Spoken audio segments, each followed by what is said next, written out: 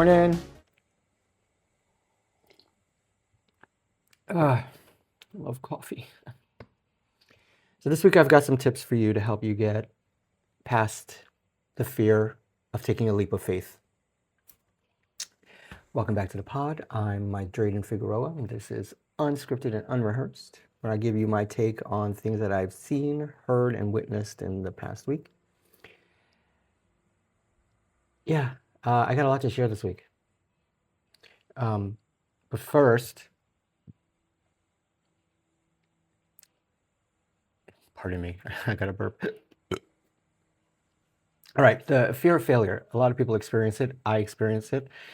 And I think it's the number one reason why some people don't take a chance on themselves or take a leap and do the thing that they really want to do or explore or maybe change course in their lives and whatever they're doing. So yeah, we're going to talk about that today. I have some tips that what I've done for myself to take a leap. But first, so the level of insanity keeps rising. I mean, it doesn't seem to be any ceiling for this. And I don't know if it's just plain incompetence or, well, it's racism for sure. It's emboldenedness. So the first of two that really stood out to me this week, and I don't know if you heard about this, but so Letitia Jacobo, an American citizen born in Arizona, 24 years old, Native American. Keep that in mind. Native American. All right, she was arrested for allegedly driving with a suspended license. And I meant to look this up, but I don't know if you can be, I thought you could only get a ticket or if you get arrested if it's like multiple infractions. I don't know. I forgot to look it up, but you can tell me, let me know. Yeah, so she was arrested for driving with a suspended license. So when her mom, according to the news report, when her mom went to go get her at the precinct or whatever, they told her, you can't take your daughter home. You can't bail her out. ICE is coming. ICE is coming for your daughter. And she's like, well, why is ICE coming for my daughter? That doesn't make sense. We're American citizens. We're Native Americans. Produce all her paperwork, all of her documents, her identification, all of that. She was told that ICE was coming to get her daughter for deportation. And they're like, we're Native Americans. Where are we going to be deported to?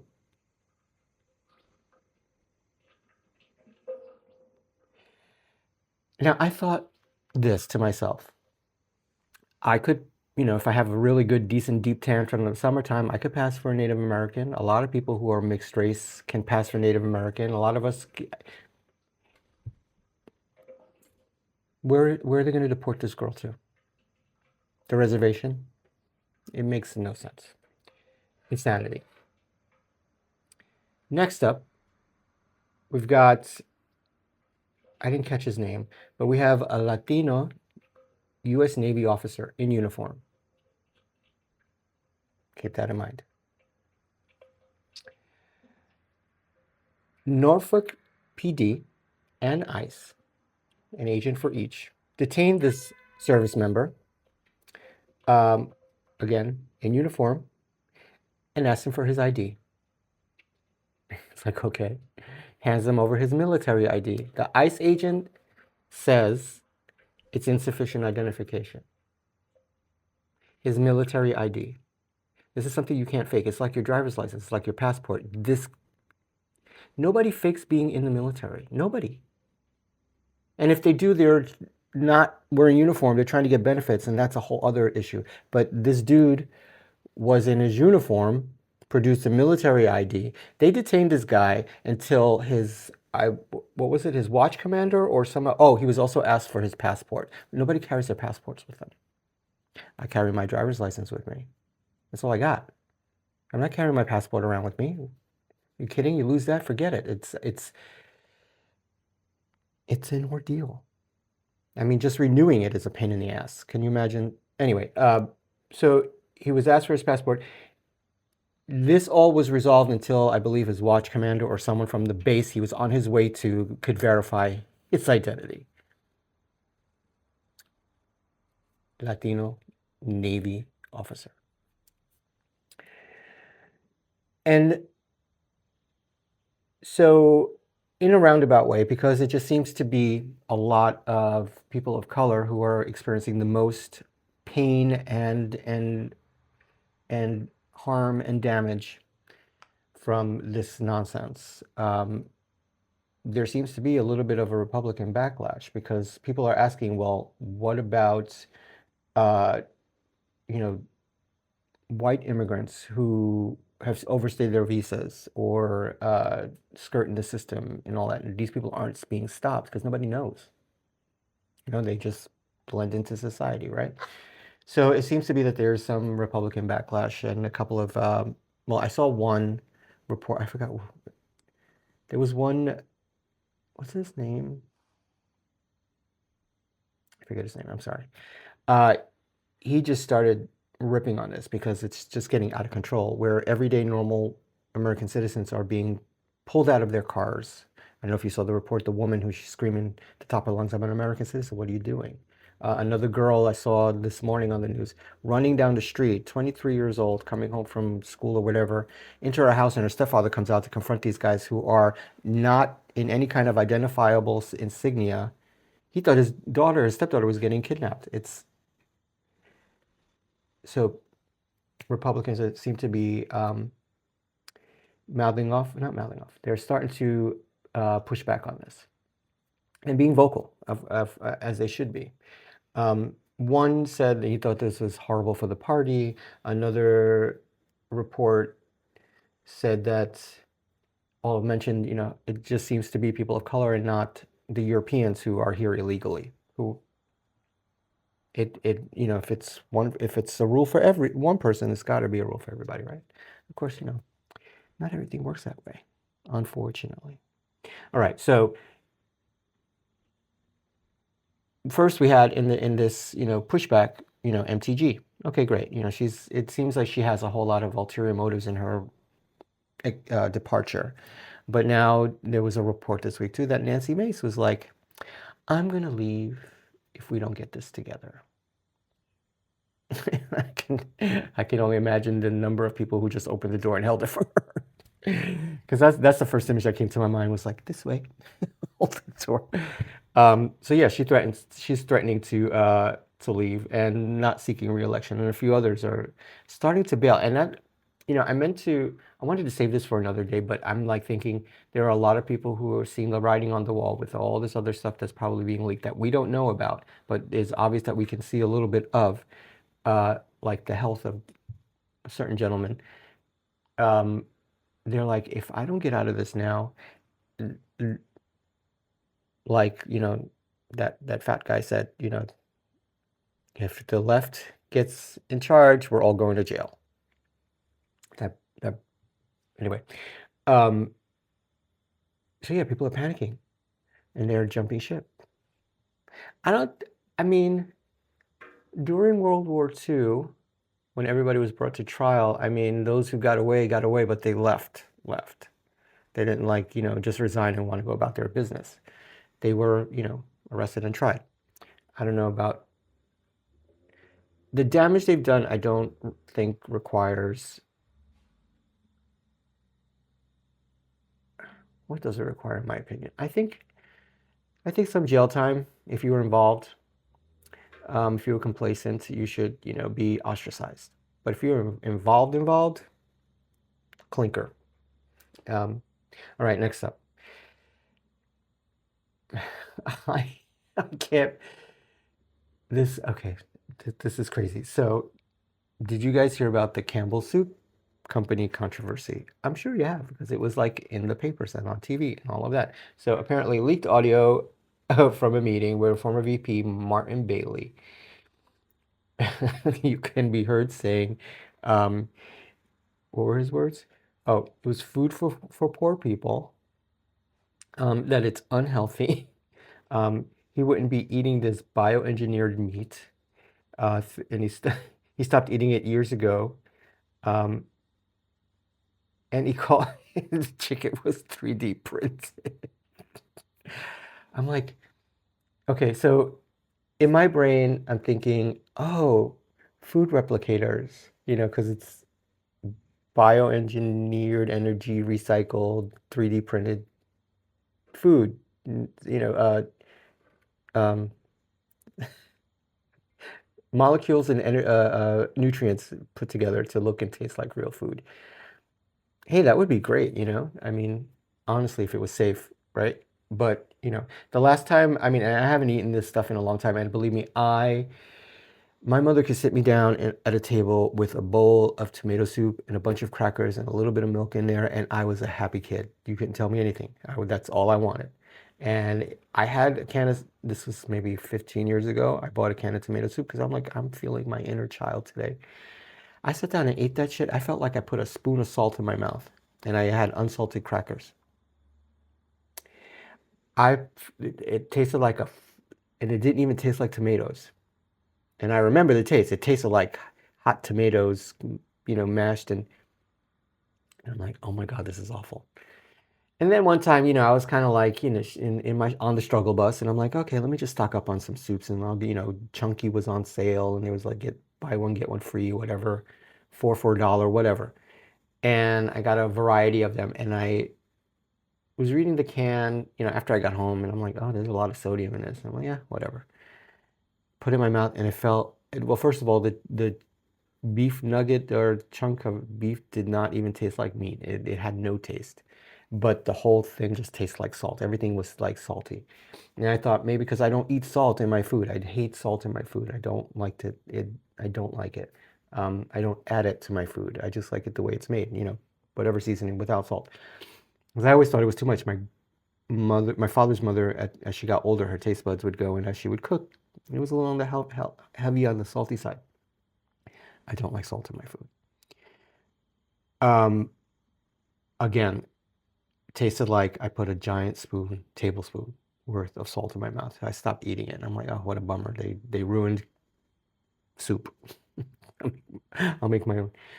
But of course they let the guy go. But I mean, like, it's just hitting now the news that, he said this. But it was like when he said that it's food for poor people, I thought, okay, I know growing up, we were poor, my mother had a job off the books at a dentist office, I want to say, and she was getting food stamps. She was making do with two kids at home that she had to feed. It was the 1970s. The world was crazy in the 1970s, for those of us who remember. It was nuts. But we had what we had and we were happy. But he said he wouldn't eat that. Oh my God. That hit me sideways. I'm like, that was not on my bingo card at all. And the Schadenfreude that I got for the week was Target's disgraceful gift bag. And listen, first of all, the majority of people I saw waiting online for these gift bags are supposed to be, spectacular, and, all this great stuff.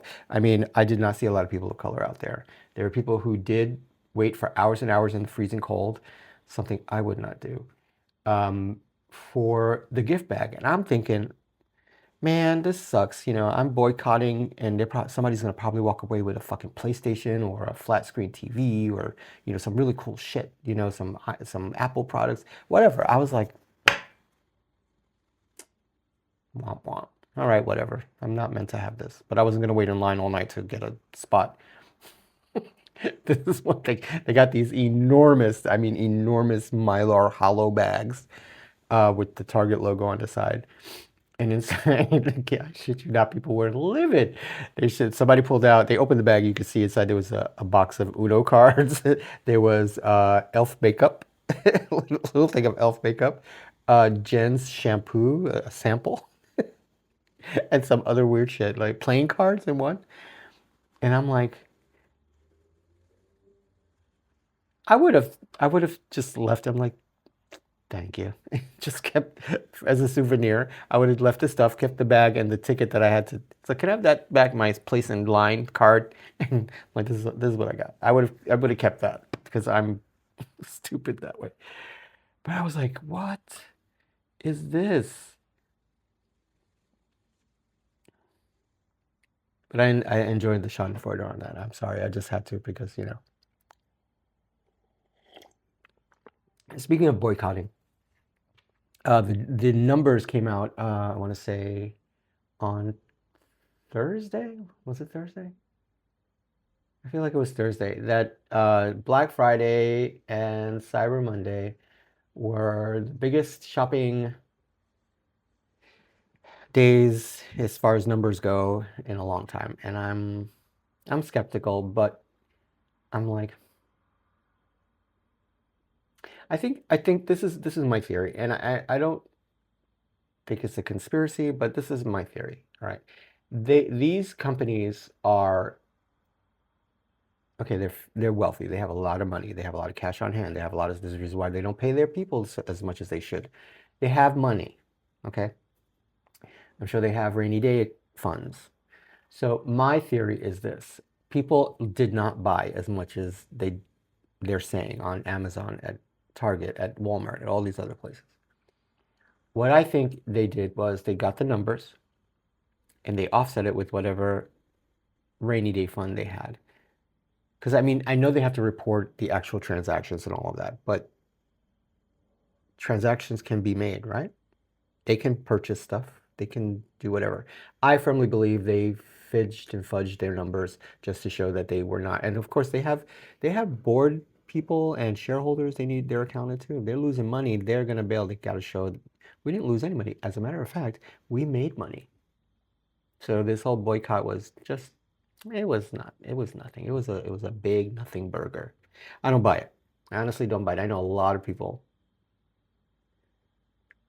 personally online, a lot of people who are like, we're actually doing the thing. And if you look around, I passed through a couple of shopping areas, and there's a lot of people out buying in small mom and pops, which is cool to see. So I don't know. I don't believe it. It's what they reported. Can you let you know? It's my theory. I'm not accusing anyone of anything, but I just don't buy it. You tell me, what do you think? Do you really think that with all the backlash on dropping DIE policies and all of this, do you honestly think that people cared more about themselves than actually making a statement? I mean, I don't know. Sometimes I feel like I'm asking questions that already can be, I don't know. Some people are like that. Some people aren't. But I'm like, I'm doing my part for me because I know how it makes me feel. You know, I walk into a store and then I don't see products that I like because somebody told them something and they're like, took it out. Did that make sense? I feel like I glitched. Oh, my notes went away. Hold on. Oh, there's a meeting I have to go to today. I don't know.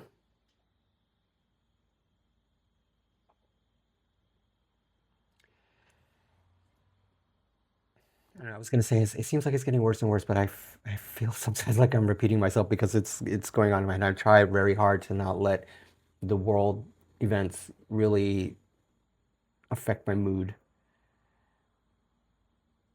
It's exhausting. It's exhausting. Oh, you know what's really bothering me, guys? I gotta share this side note for you.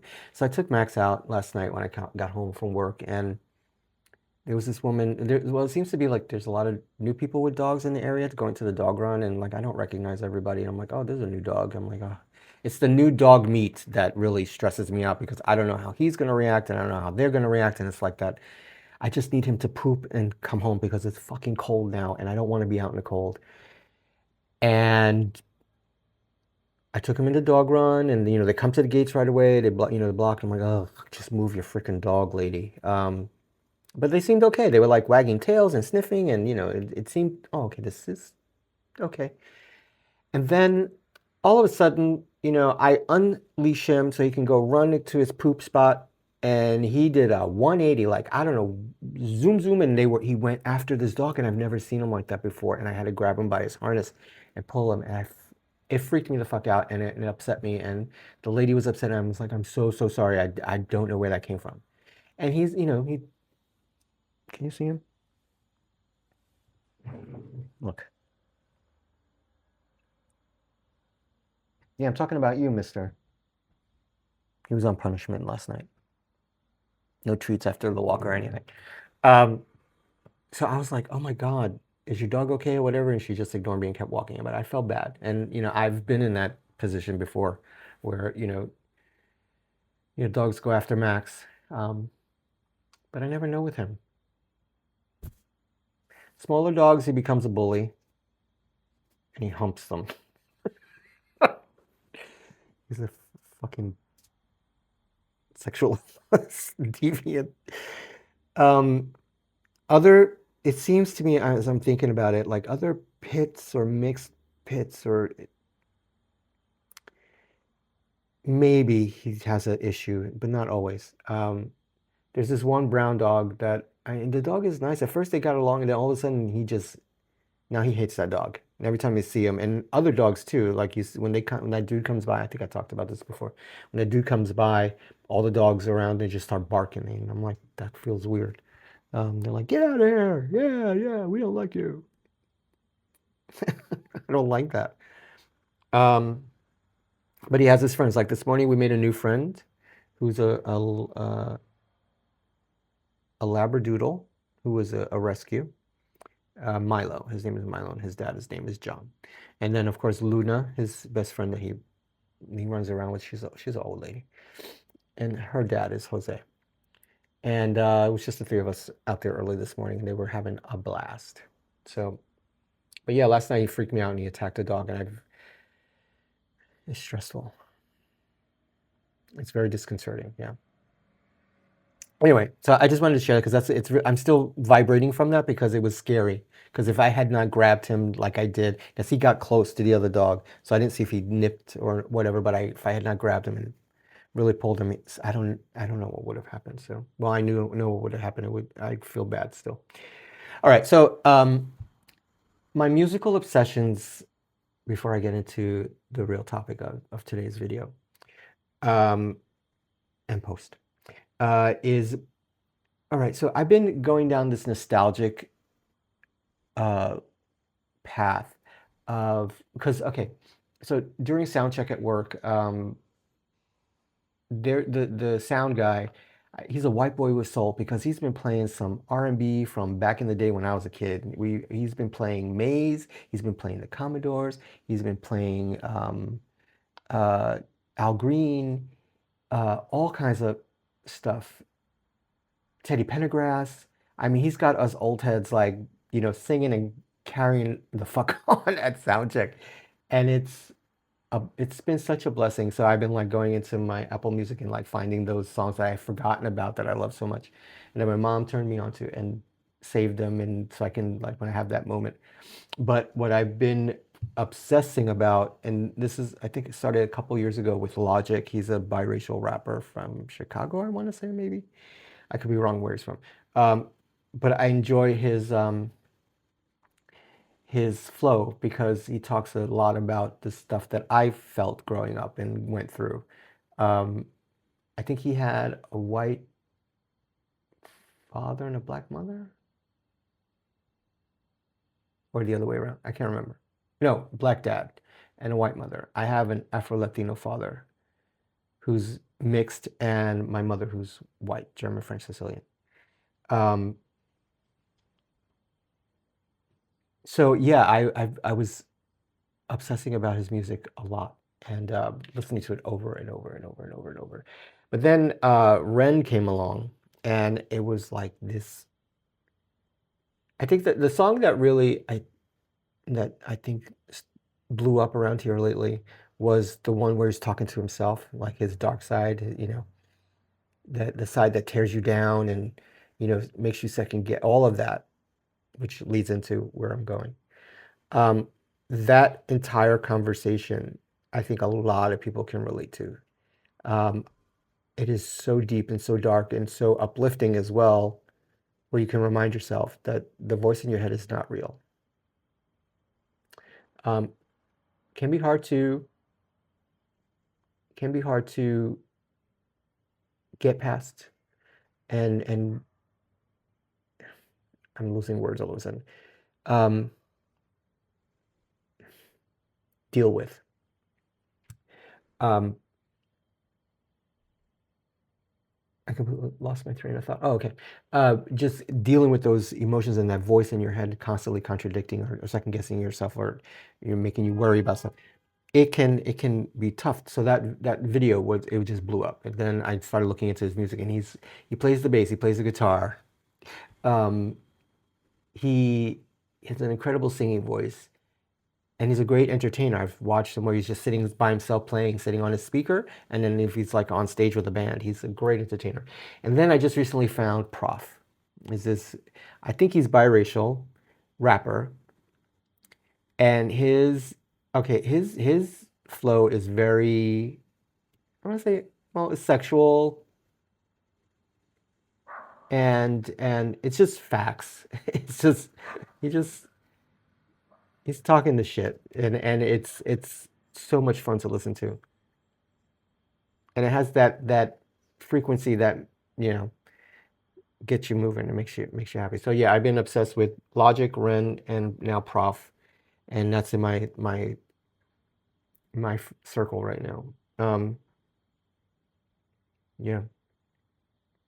So um,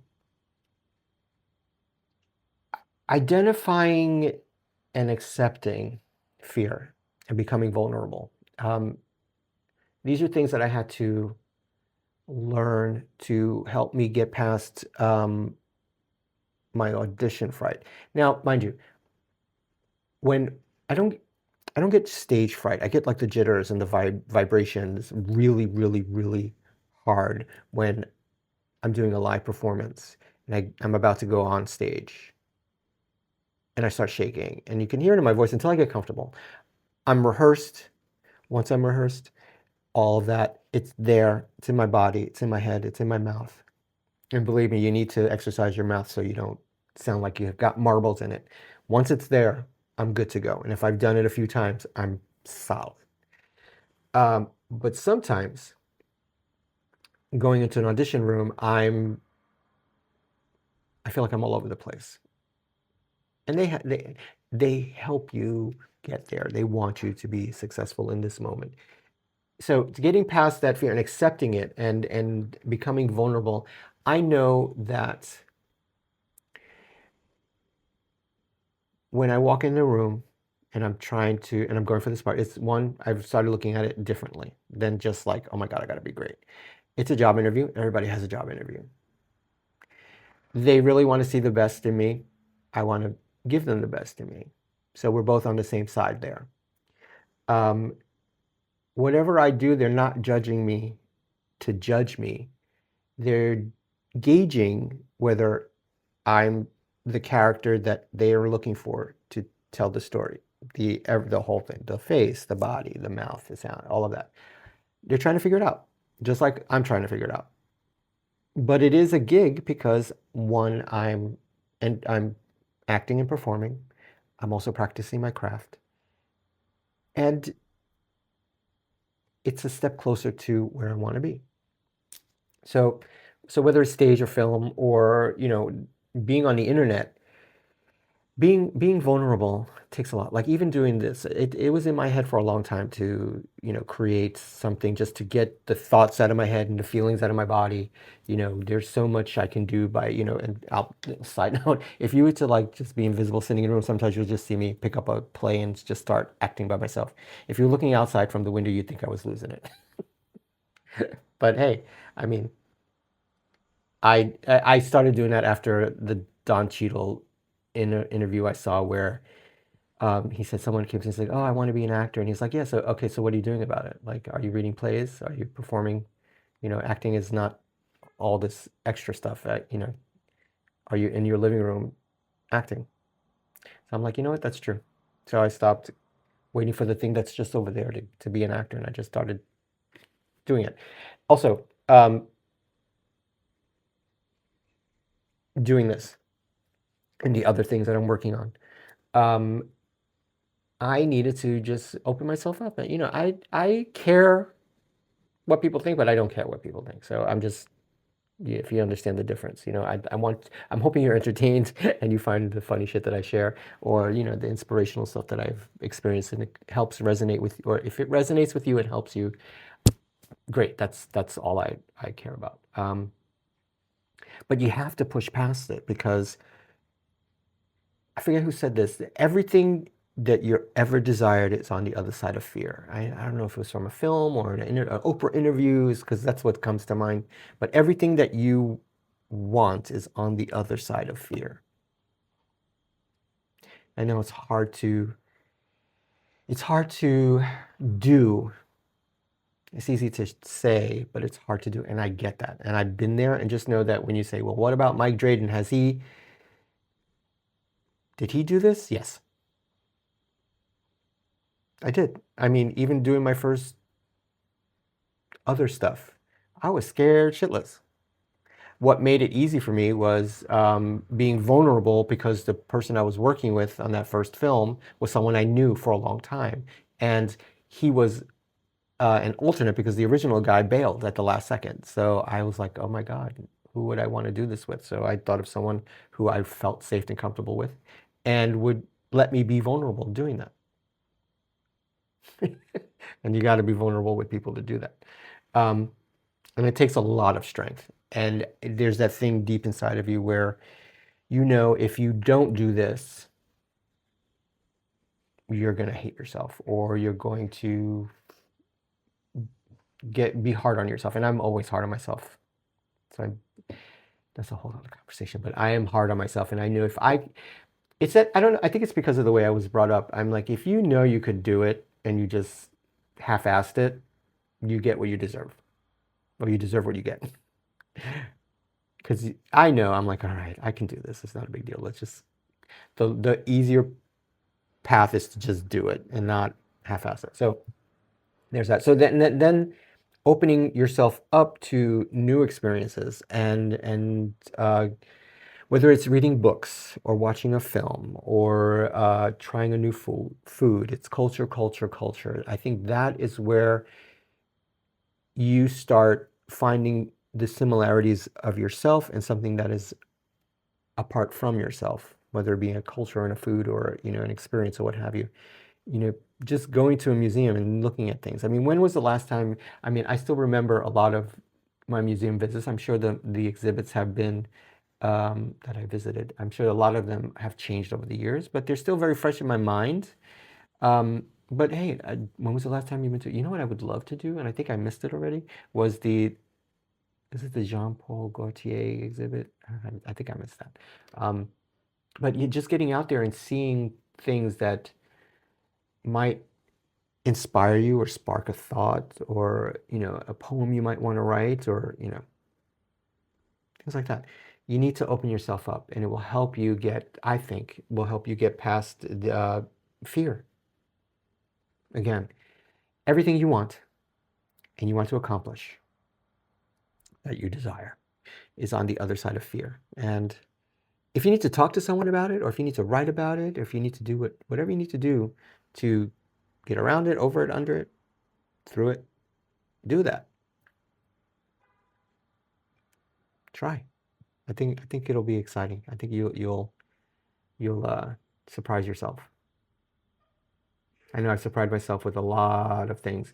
And here's one regret. And I always think that I have no regrets in life, but I do have one that I can nail down. And I remember my uncle set me up for my first audition.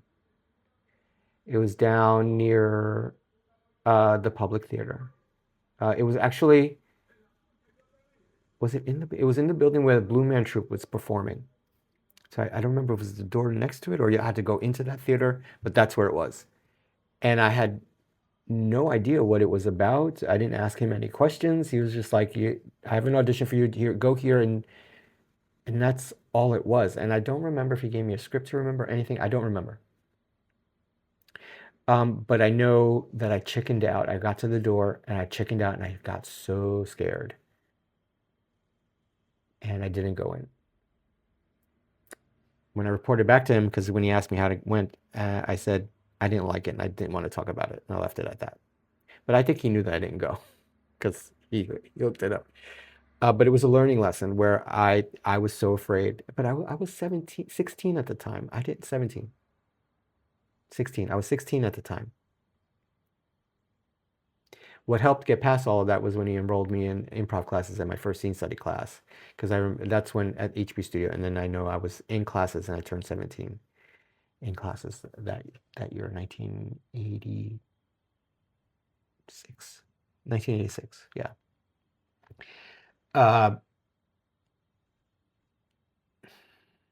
So yeah, try it, do it. Hey, you could even comment below and say, you know, share with your experience with me on what, or ask my advice on what you can do, and the upcoming. I'll come back to that. You all right there, sir? Here he comes. Yeah. Good morning, Baba. Come on. No, you went outside already. No. No. No. No. No. No. We're not doing that. All right. So you identified it. You know what it's about. Now it's time to get past it. So if you're feeling fear about something, write it down, look at it, put it away. You're done. Say it out loud, get rid of it, put it away. So now taking the leap.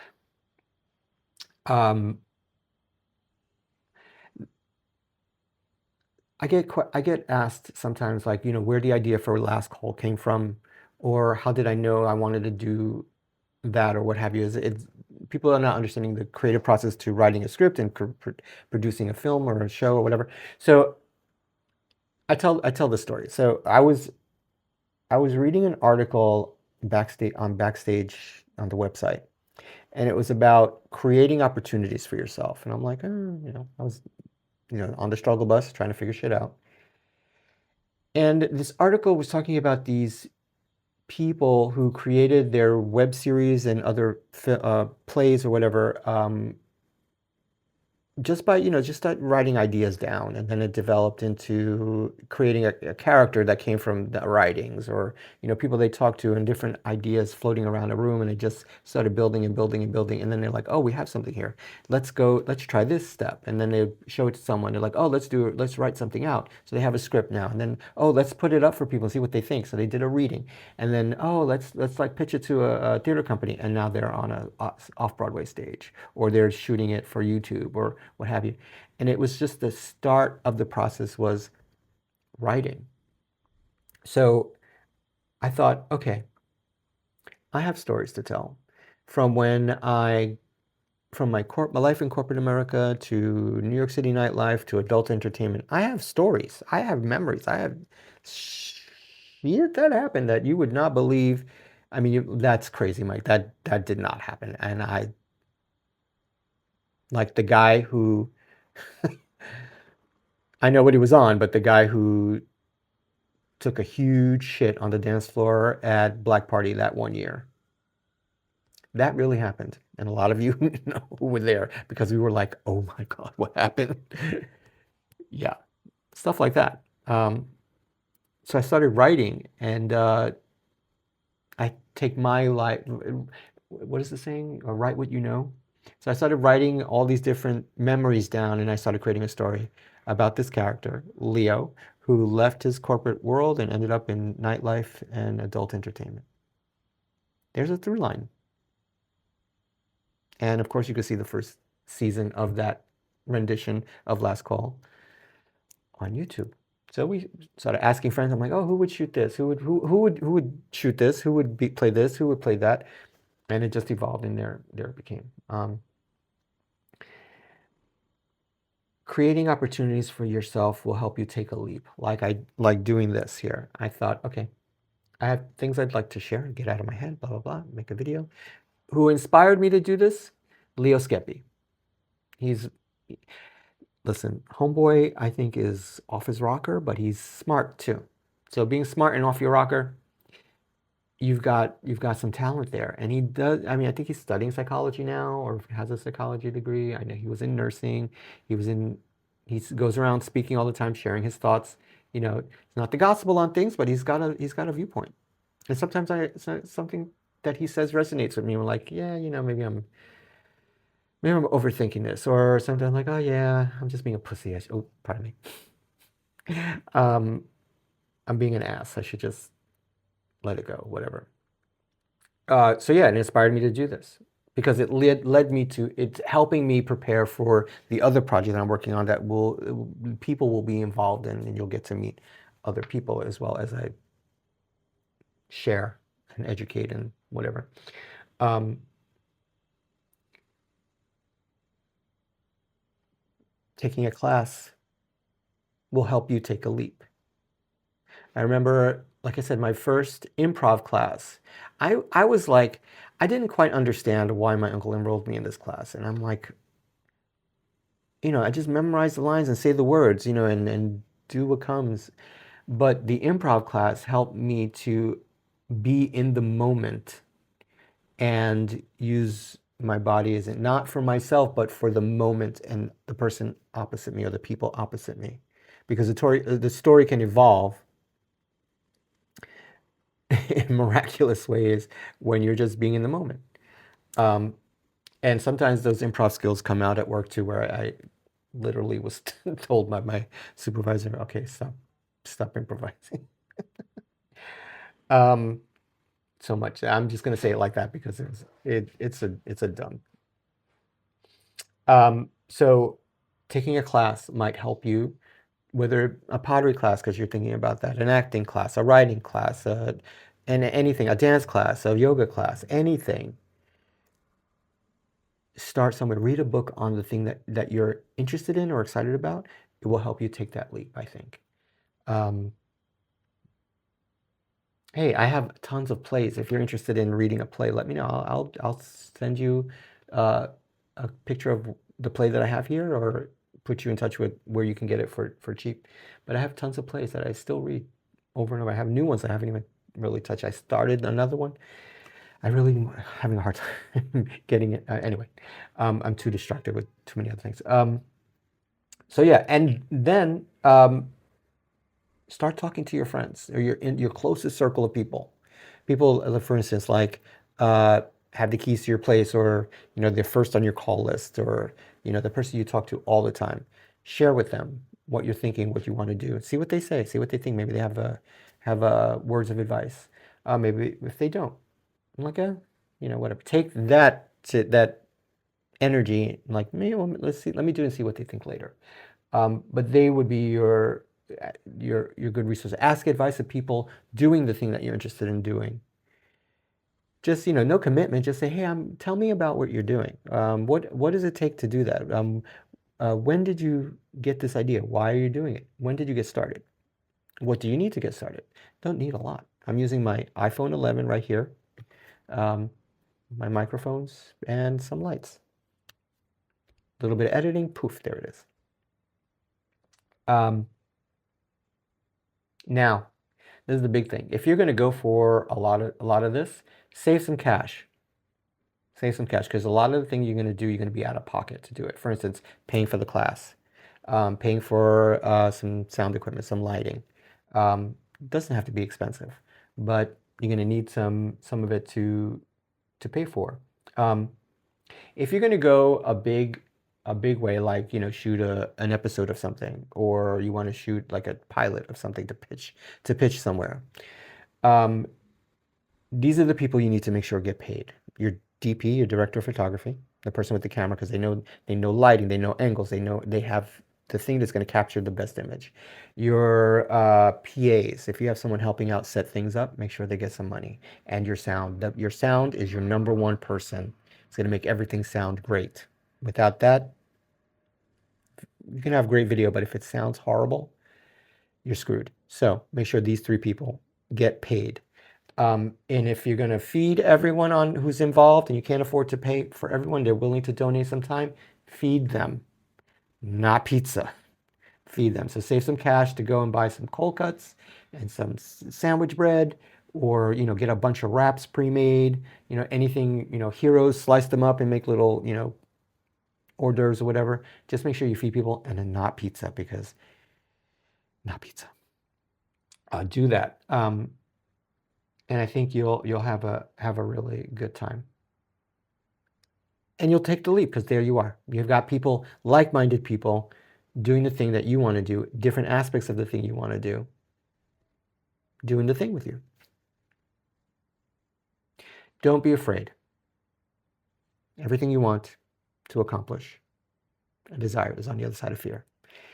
And I take these words to heart myself because sometimes I have to remind myself, like, oh, I'm doing it.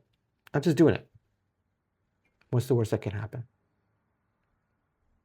What's the best thing that can happen? Sometimes I wonder too how many creative people are out there that just don't take the leap or do the thing that they really, really, really, really, really want to do. So I wonder, I'm sure there's a lot more talented people than me out there who are like, I was a lot like that until I just said, fuck it. As you get older, you realize there's less time to deal with the bull crap. The bull crap. Just start. Definitely start. All right, so now you tell me. I want to hear from all of you. How get vulnerable with me. I promise I won't tell anybody. How and when have you felt the most vulnerable? You don't have to go into too much detail. Just tell me how and when did you feel like you opened yourself up to being vulnerable? What is the thing that you're unsure about, that you want to take a leap on? Tell me what that is. Maybe I know someone who can help you get some knowledge to take the leap or take the next step. Let me know. I really want to do that for you. I want to use my connections or my acquaintances and say, oh, hey, contact this person, tell them I sent you.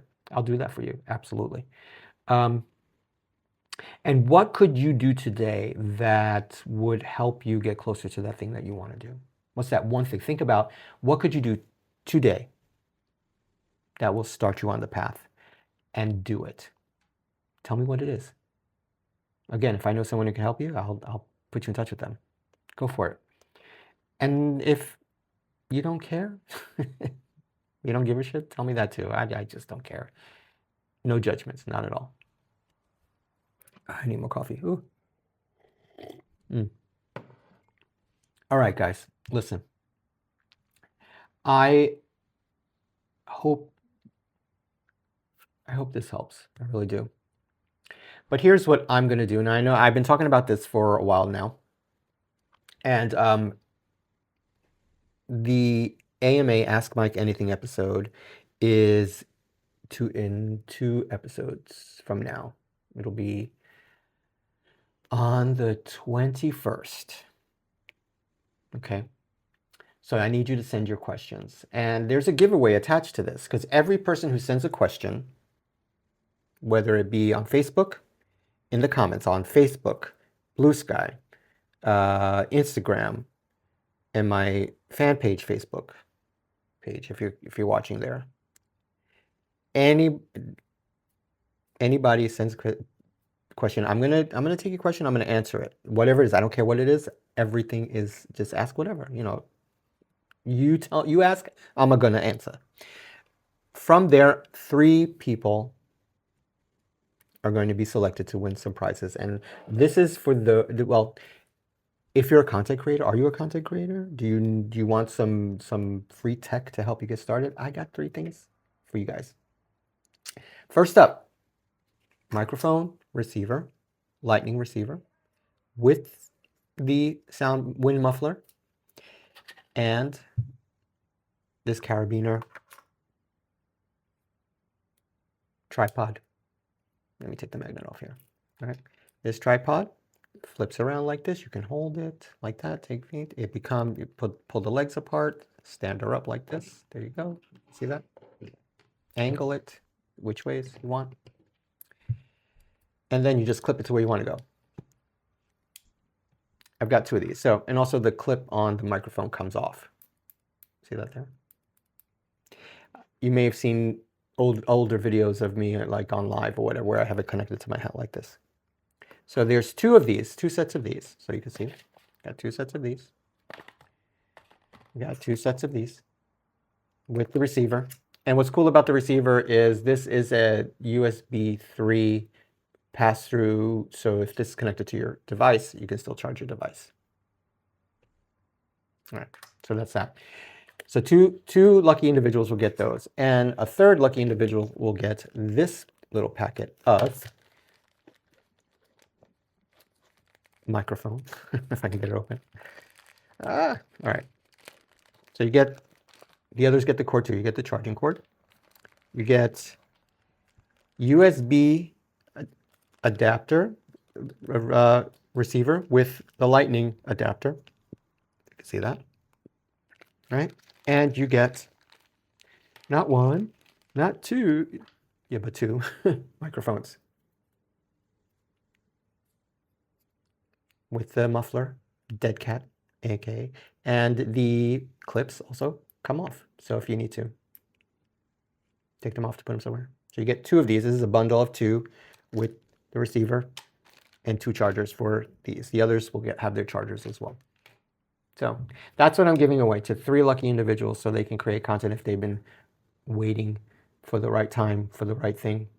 I'm sending it to you. I pay for shipping. Don't care where it is. I'll send it to you. So enter to win. All you got to do is send a question. All right. So, oh, there's something extra too. Let me check my notes. I don't want to miss it. All right. So until next time, thanks for watching. Thanks for listening, wherever you're listening. If you made it this far, let's see. I want you to, oh, the speaking emoji, put that down in the bottom there. I really want to, I want that if you made it this far.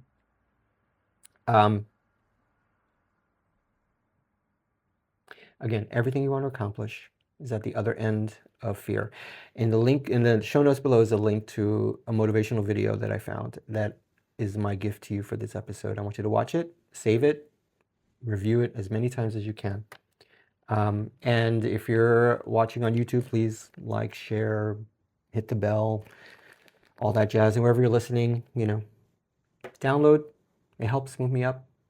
I'm hoping at the season finale episode to give you some great updates on how well we did over the whole course of this season. Because I'm excited about it and it's been growing, and I love you all for watching and listening. So, okay, have a good one. Stay warm wherever you are if you're in cold weather. Bye.